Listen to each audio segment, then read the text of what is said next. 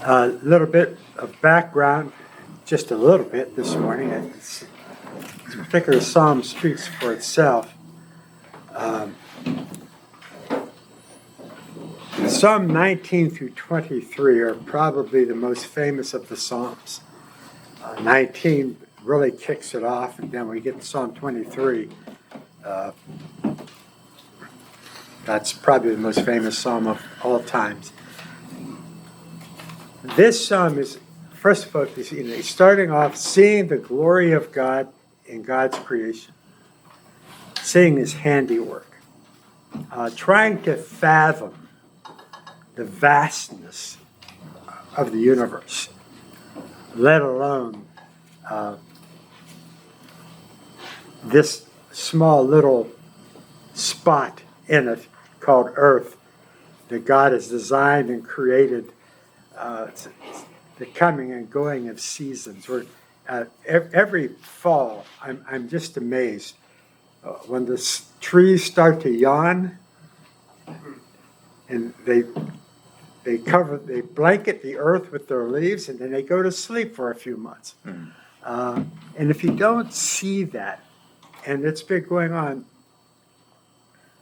since God says, "Let there be light," and here we are. And then the rest of the psalm, the musings, if you would, of King David, in the imagination of him, seeing the creation of God through imagery, through art, poetically, if you would. This is a song. It was written to be sung. And I said last week, 1/3 of all the psalms have been, in modern time, have been put to music verbatim, word for word. 1/3 of them. And probably all of them have been sung in one sort or another. A magnificent poetic book, prophetic book, enlightening book, and the book of Psalms. And I'm looking forward to Psalm 19. It's one of my personal favorites this morning. A couple of comments just to add to that. A quote from C.S. Lewis. He says, "I take this to be the greatest poem in the Psalter and one of the greatest lyrics in the world." So just echo what Tony said. And since you brought up John Calvin last week, I'm going to use him today. What he says is, and it kind of ties in with what we're going to read here. No, that was Bob Calvert. He lived down the street. Calvin said he frequently refers to the world around us as the theater of God's glory. Wow. And I thought that was great, boy, if we think about it that Theater way. of God's glory. Yeah. Wow. So set the stage, Bob. Okay, I set it up. Psalm 19. The heavens declare the glory of God, and the firmament shows his handiwork. Day unto day utters speech, and night unto night reveals knowledge. There is no speech nor language where their voice is not heard. Their line has gone out throughout all the earth, and their words to the end of the world. In them, he has set a tabernacle for the sun, which is like a bridegroom coming out of his chamber, and rejoices like a strong man to run its race. Its rising is from one end of heaven, and its circuit to the other end, and there is nothing hidden from its heat. The law of the Lord is perfect, converting the soul. The testimony of the Lord is sure, making wise the simple. The statutes of the Lord are right, rejoicing the heart. The commandment of the Lord is pure, enlightening the eyes. The fear of the Lord is clean, enduring forever. The judgments of the Lord are true and righteous altogether. More to be desired are they than gold, yea, than much fine gold. Sweeter than honey in the honeycomb. Moreover, by them your servant is warned, and in keeping them there is great reward. Who can understand his errors? Cleanse me from secret faults. Keep back your servant also from presumptuous sins. Let them not have dominion over me. Then I shall be blameless, and I shall be innocent of great transgression. Let the words of my mouth and the meditation of my heart be acceptable in your sight, O Lord, my strength and my Redeemer. Let me encourage you, if you Does everyone have access to YouTube? Go on YouTube, whatever psalm we're studying, just type that psalm in, and you'll get a dozen different readings of it. Many of them to music. Some of them are even sung. And it's just a nice way to reflect as we prepare. So let me encourage you to do that for next week for Psalm 20. So point number 1, what is the proclamation of the heavens? What is creation saying? What is it shouting? What is it? Are the heavens really speaking to us? The heavens declare the glory of God. And the firmament. And the firmament is the canopy of the earth, the blue that we see. The atmosphere under which we live is the firmament. The firmament shows his handiwork. Day unto day utters speech, and night unto night reveals knowledge. There is no speech nor language where their voice is not heard. Their line goes out through the earth, and their words to the end of the world. In them he has set a tabernacle for the sun. I always try to check in the New Testament where the Psalms that we're studying are quoted. In Romans 10:18, Paul quotes this particular portion of these verses that we just read. But the proclamation of the heavens. I wrote this devotion probably 40 years ago in regard to this portion of the text. The most perfect clock devised by man cannot compare to the perfect timing of God's universe. All we measure is measured by the heavens, from millenniums to microseconds. The heavens declare his glory. I see the stars, I hear the rolling thunder, your power throughout the universe displayed. How great thou art. Now think about it. We set time, even to the microsecond, by the measurement of the universe, by the movement of the stars, by the measurement of light from the sun and the reflections. And we've been doing this for as long as we've been doing it. Back to Galileo Galilei. When he decided that the earth is not flat, it's round. So we see the creative power of his handiwork, and the most minute part of the atom to the awesomeness of the oceans and the mountains. A flower, even an insignificant stone, shouts, creation, creation, glory to the Creator. The earth rumbles from within by the hand of the Lord.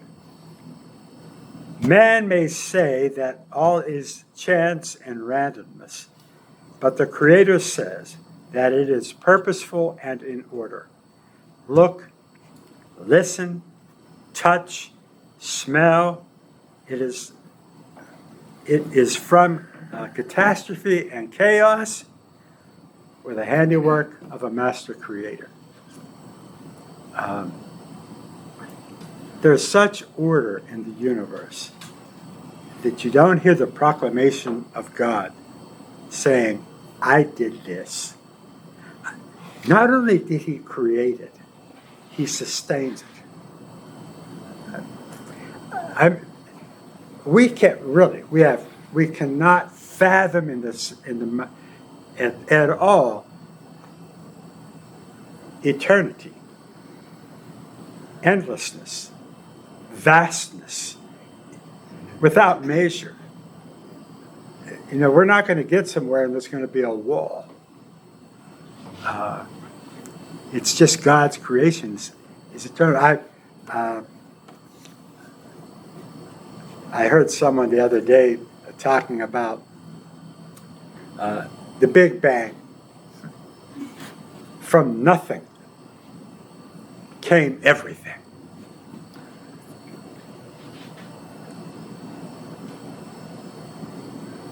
Do you know what nothing is?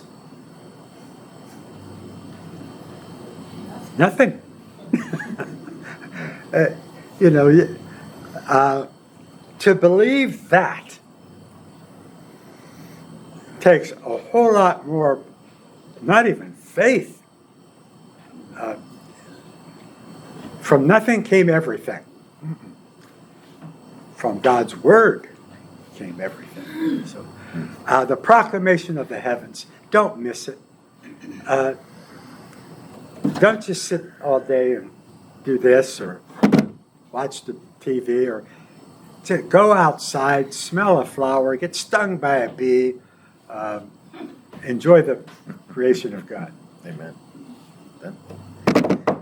Just to touch base and follow up along with that, I read a story that a world famous biologist by the name of Edward O. Wilson said that there are as many as 1.6 million species of fungi in the world, 10,000 species of ants, 300,000 species of flowering plants, between 4,000 and 5,000 species of mammals, and approximately 10,000 species of birds. And those things are all insignificant when you consider the heavens and the fact that David knew none of this scientific knowledge, only the glory of God. That's powerful. And the Jews were ones who didn't worship the creation, they worshiped the Creator. Boy, we could learn a lesson from that. So many times people want to worship the creation. No, focus on the Creator. That's who we're to worship. Okay, point number 2. What does the sun symbolize? Which is like a bridegroom coming out of his chamber and rejoices like a strong man to run its race. Its rising is from one end of heaven and its circuit to the other end, and there is nothing hidden from its heat.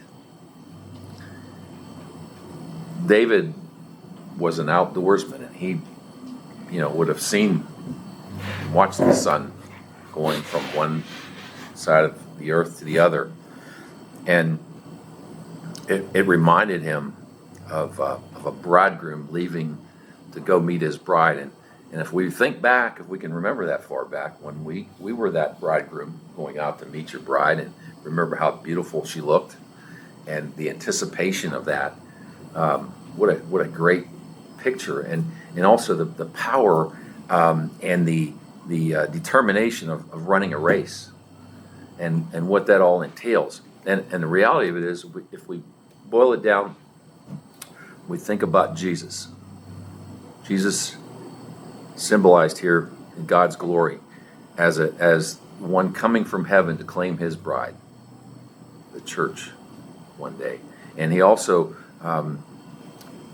as a strong man, finished his race, and he finished the race by the way of the cross, that open tomb, and then he returned to heaven. So that was his race. So a way to look at those two things together. And to think about, people still want to ignore God. God's people are lost, and some people still refuse to listen to God. It's kind of funny, but there was a Philip Brooks who gave instructions to Helen Keller about God, was the first to do that. And Helen Keller, if you don't know, was blind and deaf. And she replied that she'd always known there was a God, but she didn't know what his name was.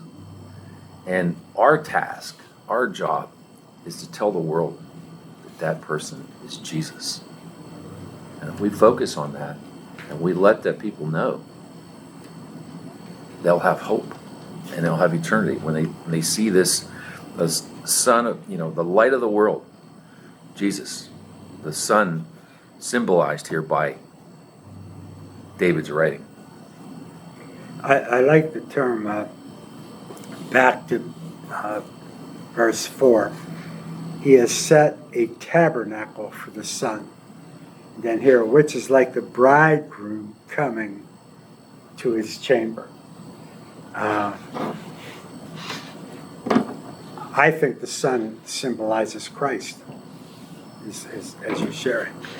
And the tabernacle, that tent.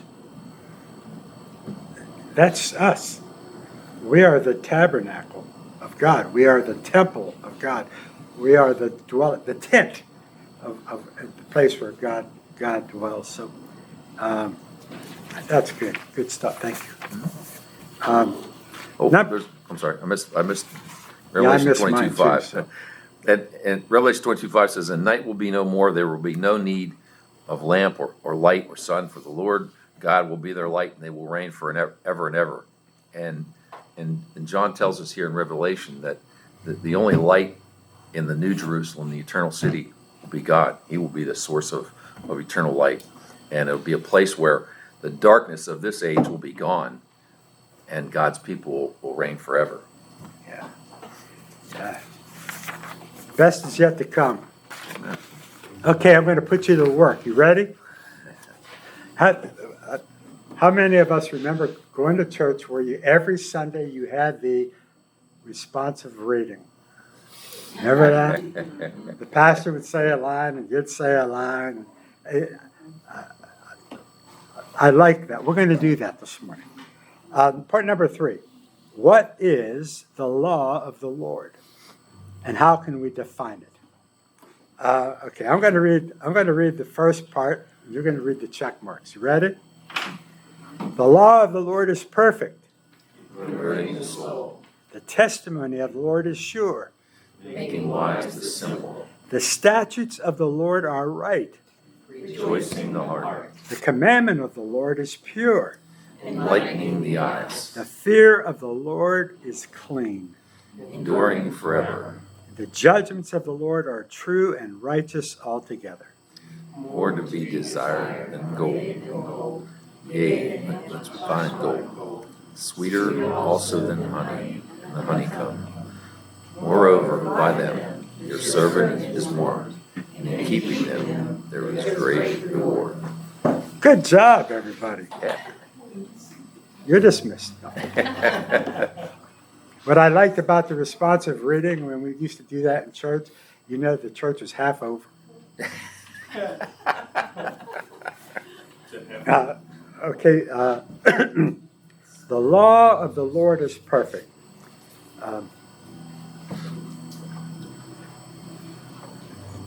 When David is sharing the law of the Lord, the testimony of the Lord, the statutes of the Lord, the commandments, the fear, the judgments, for the longest time, and this is a confession that I'm probably a little ashamed of, I didn't know that there was a difference. I thought he was just using synonyms for the very same thing, the law of the Lord, the testimony, etc. Well, when he said the law of the Lord, according to the Hebrews, that was the Torah, the first 5 books of the Bible. It was perfect. The law that was given by Moses, the Pentateuch, was perfect. It was the fulfillment. And when we look at that, how does it start? In the beginning, God created. And then he builds off of that, of who we are. So when God established the world and the law of God, the laws of gravity, the laws of motion, the laws of light, they were perfect. And they've not changed. They're the same yesterday, today, and forevermore. And then it talks about the testimony of the Lord is sure. The word is testimony. God's story, God's ways, God's actions, the things that he does, how he has revealed himself to us. And what is the greatest testimony of God? Christ Jesus. His only begotten Son, who came in the earth and walked it just like you and I walked the earth. And you can be sure that Christ is who he said that he was. We can be certain of that. So the testimony of God is sure. Then the statutes of the Lord are right. Statutes, excuse me,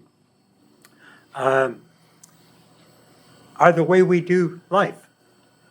the way we, in the church, a statute of the Lord, communion, the Lord's table, prayer. It's a statute. It's something God has established that's firm that we look to. Like when you look at a statue, it represents something. And when we do what we call the sacraments, baptism, communion, like the Catholics, they have 7 of them. I'm jealous. I wish we had 7. And most of theirs are pretty good. Marriage, I think, is a magnificent sacrament. And when you define sacrament, statute, a visible form of God's invisible grace.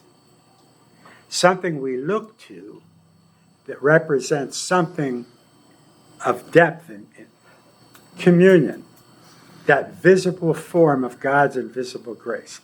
The body broken, the blood shed for our redemption and righteousness. Then the commandment of the Lord is pure, and the commandments are the Decalogue, the 10 Commandments. Those things that are immovable are not to change, though they as a matter of fact, if you take the 10 Commandments, they are the establishment and foundation of every civilized law of man. Anything built upon those commandments of God. And a commandment is given without option. You shall not murder. You shall not commit adultery. You shall not covet. It's now how much? No, at all. And then the fear of the Lord is clean. I think it was Oswald Chambers that said this, and it's off the top of my head, so don't hold me to it. If we fear God, we'll fear nothing else. What can man do to me? Nothing. And so that fear of God is the reverence of God. But I think sometimes when we use the word reverence, we take away the fear. It came to mind. The fairy tale I wrote, The Troll of Newburgh, I only used a couple of real people in it. And one of them was Elizabeth Young, who was my 5th and 6th grade teachers at Dunbar Elementary School in Weirton. She was 92 when I wrote the book, and I went to visit her. Now, Dunbar was a black school, and I went there for 3 years. I was the only white boy in the school. So I go to see Mrs. Young, and I visit her. I says, Mrs. Young, do you remember me? You know, this white spot in this black crowd. Oh, Anthony, I most certainly do. And I said, Mrs. Young, do you know why all of your students loved you so much? She said, well, now, Anthony, I'm sure you're going to tell me. Because we feared you. And I thought about that in relationship. Next to my wife, the woman I loved in my life more than any other woman was my mother. And I was scared to death of my mother.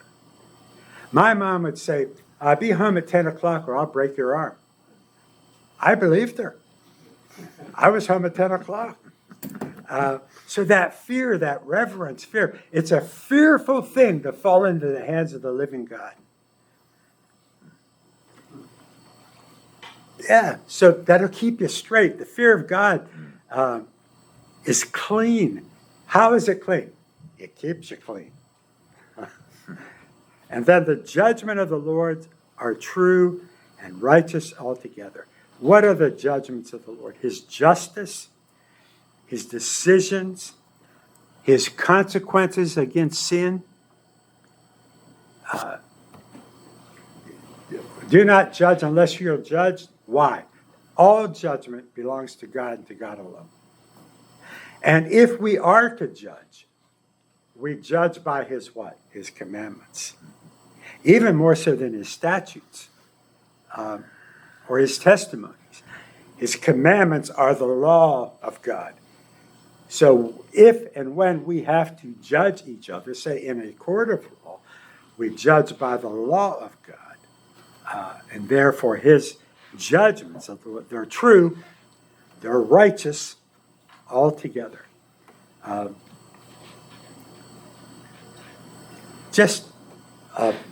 This David,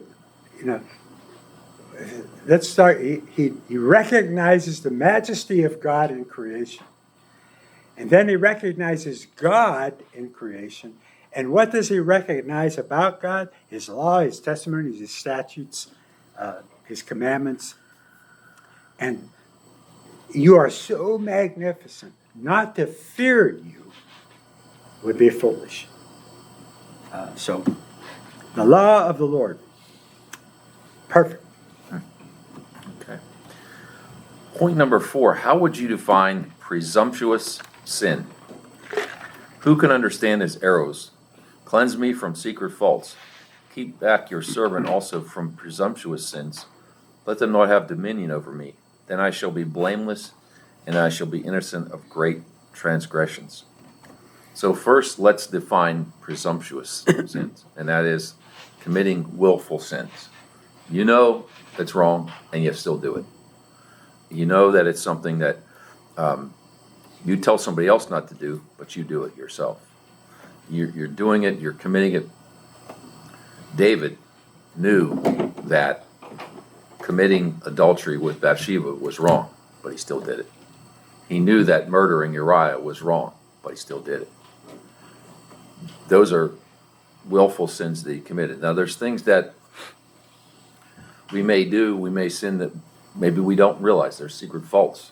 And there was, in the Old Testament, there was, in Numbers, I believe it was, there was forgiveness for unconfessed sins that we didn't realize that we didn't do. But we have to be so careful that we don't do things that we know are wrong. And it's progression. With sin, it's first of all you have a passing temptation, and then it goes to a chosen thought, an object of meditation, a wished for fulfillment, a planned action, an opportunity sought, a performed act, repeated action, delight, new in various ways. It's a habit, becomes idolatry. It turns into a sacrifice, and then slavery at the very end. Wow. And at every step, the Holy Spirit is crying out to us, no, stop. We have ways of escaping if we just take them.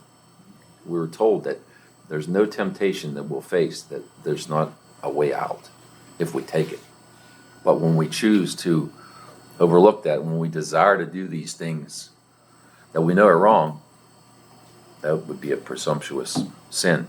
And David was very careful, and he knew that if he dealt with his secret faults and his presumptuous sins, he could be blameless.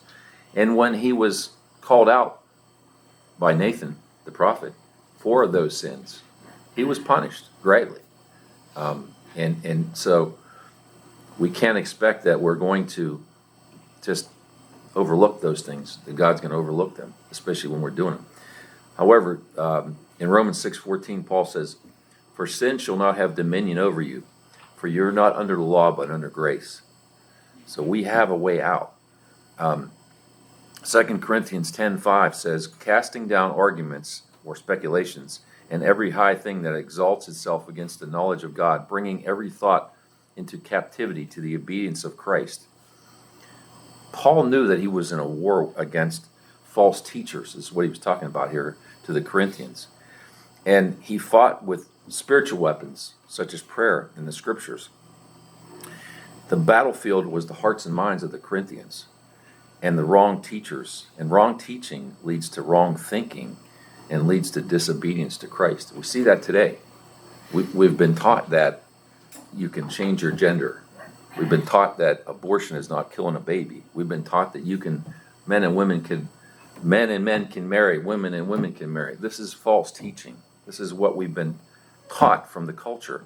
We have to stand against that as Christians, as believers, and know that we have to take these thoughts into captivity and follow the obedience of Christ, not what the world says, what the Bible says. It's I think one example of that is when people say, well, it's just the way I am. And they continue in doing that thing. Yeah. And other Christians can see it, whether it's stubbornness or gossip or anger. And so they become their own judge and jury, and they judge themselves. Okay. Mm-hmm. And it's just not, but they become callous. And then it does dominate them. Yeah. And it does take dominion over them. And then they're blindsided, and they go through life. And it's sad because they're Christians and other Christians see it. Yeah. Yeah. And I find that a lot of times the older you get, if you don't have a strong, I see this many times in widows. When you're covering, and I see husbands as a covering, when that covering is gone, in my view, women need to get closer to the Lord because they stick closer to the church. Or they go off and they just start changing. And the covering is gone and they do things that they never would have done if their husband was still alive. So I think we have to be constantly. It's a great perspective. Yeah. You know, one thing I wanted to add to that, when you said, you mentioned Christians, there are conservative views and there's liberal views. And it's not debatable. There are twice as many Christians in the conservative group versus the liberal group.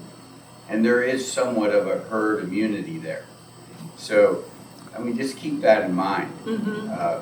It's not like there's two different ways of thinking. There is twice as many Christians in the conservative group of thinking. So that makes a big difference in our... What, define what you mean, that herd. Well, when we talk about giving people vaccinations, a lot of times if you give the majority of the group the vaccine, there will be some spillover protection to the rest of the group. Well, I think that's the same way with conservative thinking. If the majority of those people are Christians, then those values will spill over to the rest of the group. I got it. And I think it's good. It's the same thing. You used a phrase, the herd immunity. Herd immunity. Okay. Yeah. And it's the same with if you have a group of people with a certain set of values and they have less Christians in that group. That's going to guide that group more so than if there were predominantly Christians in that group. Wow. And that's why you don't want to be political, but that's why liberals love to say Christians are hypocrites. That's why they love to say that. We're all sinners. Right. They take comfort in that. Yeah. The same could apply to cults. They're herd thinking. Yeah. Sure. Yeah. Okay. I remember this was 44 years ago because my daughter was 8 years old. We were having family devotions. And I asked Tony and Jessica, what does presumption mean?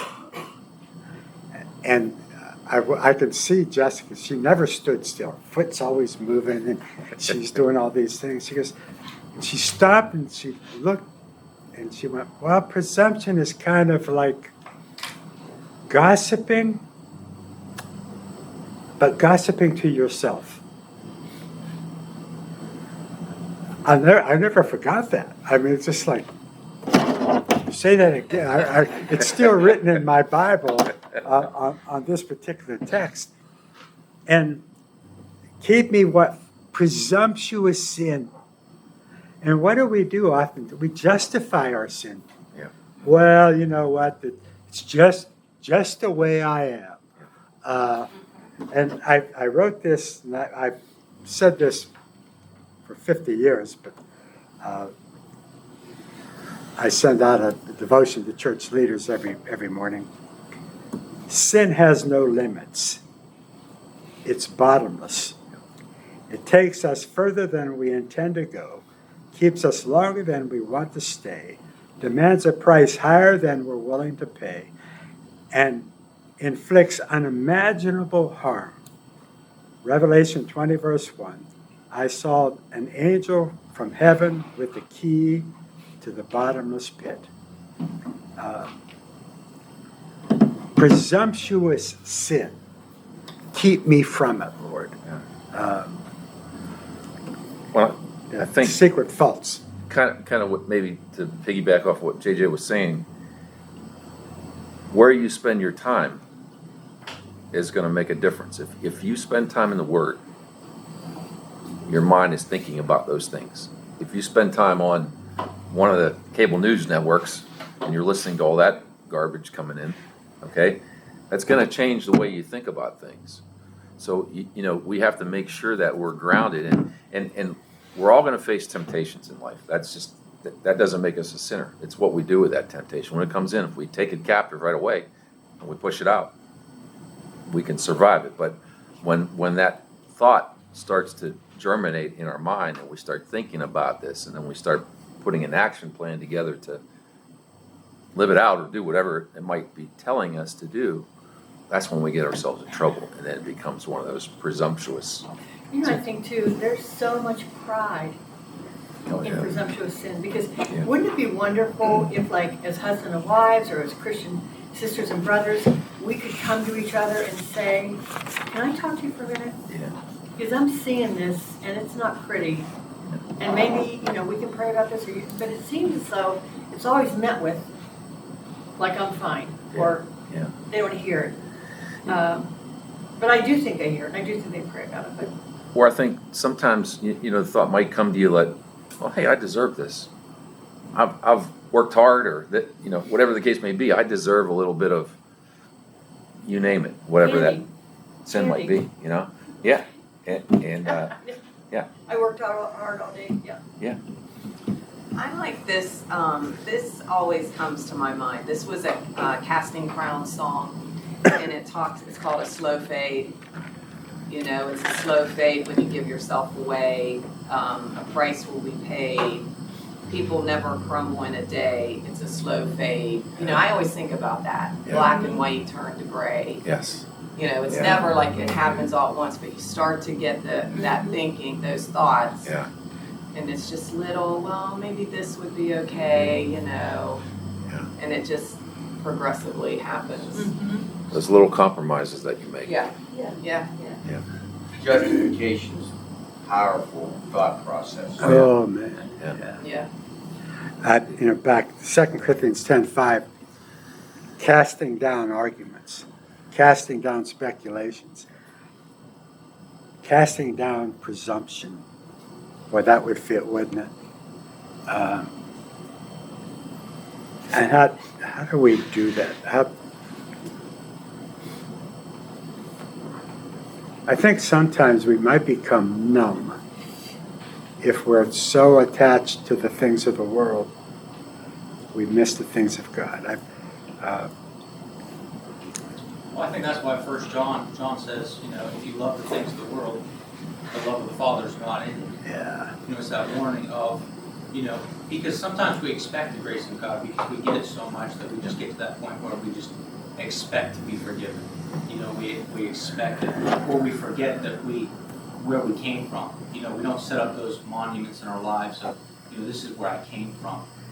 And we forget the glory of God in that regeneration of our hearts that has brought us this far. We forget who God is and who we really are, outside of His grace. Yeah. I don't want to get on a tangent here, but I think often we have a misconception of grace. Somebody give me a definition of grace.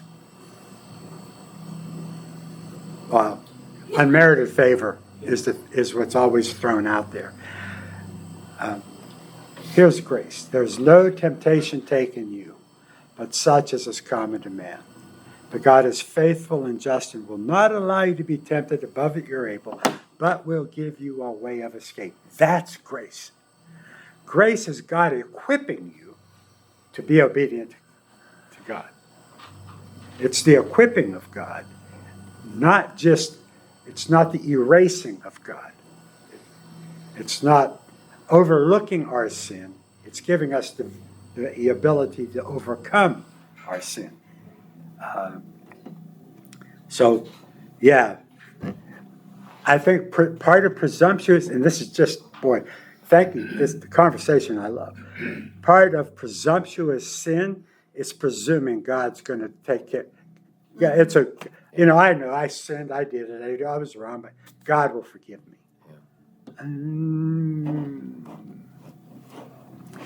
He forgave David, but he took his son, didn't he? And the sword never left him. And he was still a man after God's own heart. Yeah. Number 5. On what are we to meditate? Let the words of my mouth and the meditations of my heart be acceptable in your sight, O Lord, my strength and my Redeemer. 30 times in the Psalms are focusing on meditation. Meditate, dwell, muse, think about, spend some time with. And the main way we do that is in prayer.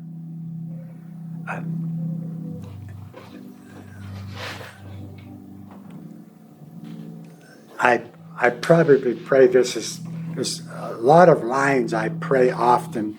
One of them is, Lord, I don't know. I probably say that more than anything. I don't know, Lord. And I don't mean it like I don't know. I mean, I don't know. I don't know what to do. I don't know what you would have me to do. But I pray this a lot. Oh, Lord, let the words of my mouth and the meditations of my heart be acceptable in your sight. What a prayer. What a prayer. Let me not speculate. Let me not be presumptuous. Let me focus on the law of the Lord, why it's good. I'll meditate on it. Oh, how I love your law. It's my meditation all the day, Psalm 119. My mouth shall speak wisdom. The meditations of my heart shall be understanding. If I could park there for a little bit. We have knowledge, wisdom, and understanding. The greatest of the three is what? Understanding. In counseling people, one of the worst things we can say to people that lose a loved one, I understand how you feel. No, you don't. You can empathize and you can sympathize, but you may not have total understanding. Understanding comes from revelation. God either reveals it to you, or most likely you don't have it. I meditate on your works. I must muse on the work of your hands. I may meditate on your promises. Psalm 148. I will meditate on your wondrous works. Psalm 119 again. I think that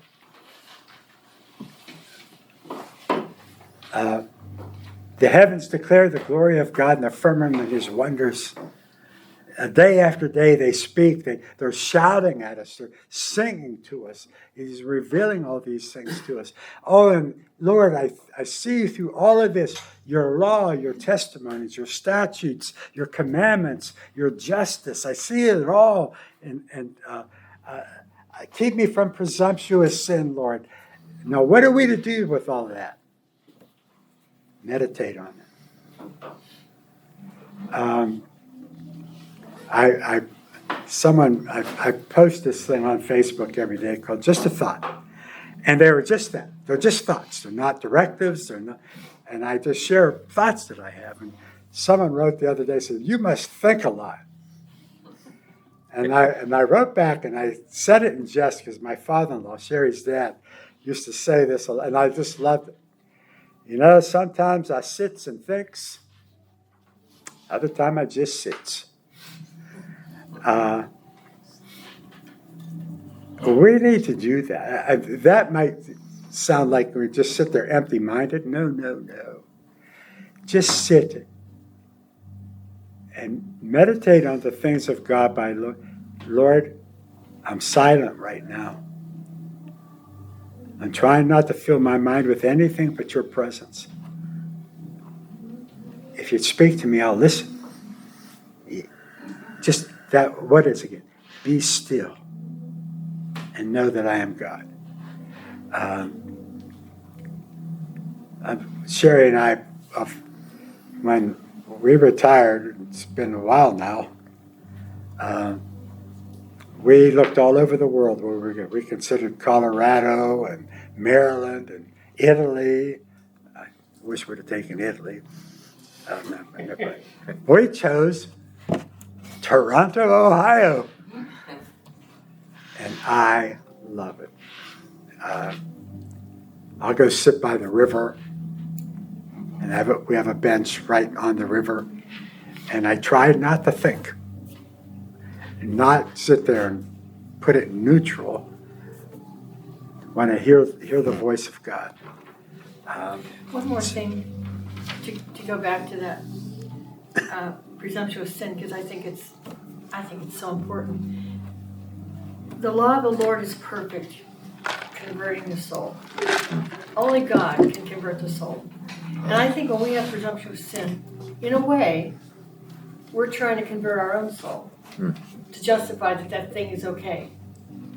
And I think what Tony said, just sitting, meditating, and listening, and allowing God to show us, it's not okay. Let me convert your soul.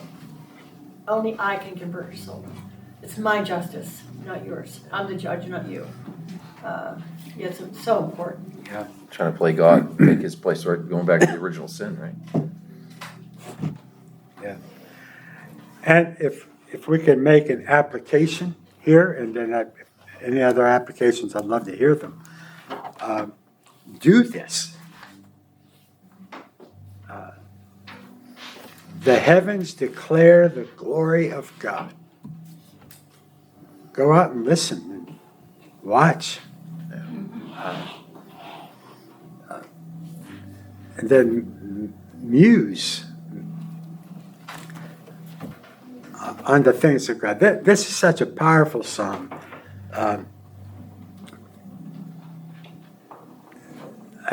David I think Psalm 19 is the entire Bible in a few verses. Yeah. Every doctrine, it seems, that there is kind of floats in here. But this is a test. How are you going to apply Psalm 19 to your life? Or how do you? Not how are you. How do you? How do we do that? Anybody? Oh, every day, morning, noon, and night. Yeah. Looking out my window and seeing the sunrise, seeing the sunset, just everything about the flowers and the birds and Yeah. Everywhere. He's everywhere all the time. And if you just recognize it's him and not just look at it, he says, consider. Yeah. Consider my creation. Consider my handiwork. So if you take a moment and realize this is for me. How about this? talking to me. How about, you ever, in your meditating, wonder? Ever ask God why? I do. You know, when after reading this and studying this for a week now, so I've been outside a lot looking at the flowers. Okay, tell me about why the cassadias. Is that how you say it? You got the crickets? Cicada. Casada? How do you say it? Cicada. Cicada. That bug. Locust. Yeah. Okay, God, I'll come. Yeah. I guess they do that by rubbing their legs together. You know, does anybody else wonder why? Maybe you're thinking too much. More sitting, less thinking, is what you're saying. Yes, I did. I did. Yes.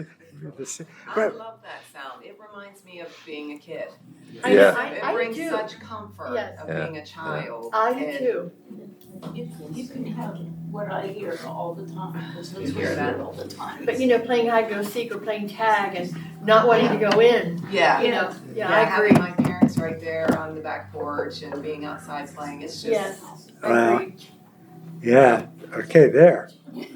I'm getting There answers you here. go. I've always wondered why mosquitoes.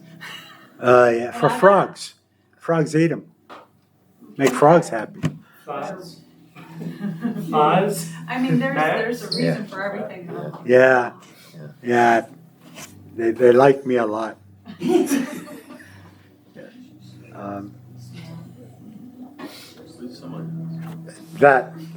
How do you say that bug? Cicada.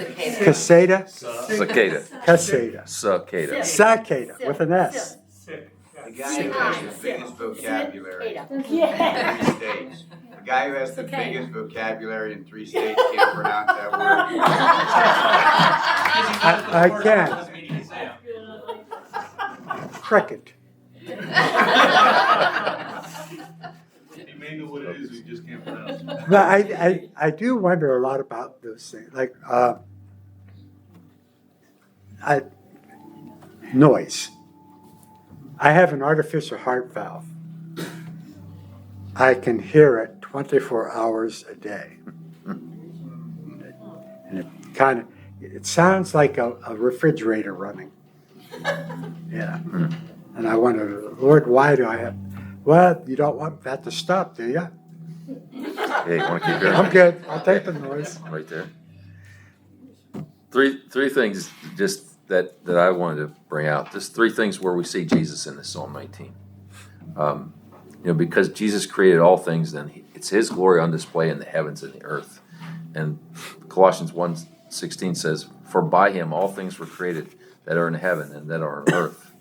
And then we look at the second point is because Jesus is the Word, then the preciousness and the value of God's written Word is a reflection of His preciousness and the value of Jesus in Jesus Himself. And if you remember John 1:1, in the beginning was the Word, and the Word was with God, and the Word was God. And then thirdly, reflecting on verse 14, Jesus is our strength or our rock, and He's our Redeemer. The word back in Hebrew was goel, which means kinsman redeemer. And we read about that in the story of Ruth, the kinsman redeemer. And that's what Jesus is for us. He is our kinsman redeemer. He redeems us. And so those are 3 ways that we see Jesus all through this Psalm 19. And that's what I took out of it. Yeah, it's great. When you just go back to the very beginning, the heavens declare the glory of God. The firmament, this canopy and under which we live, reveals Him. This past Thursday, we became great-grandparents for the second time, and the picture of our granddaughter holding that brand new baby.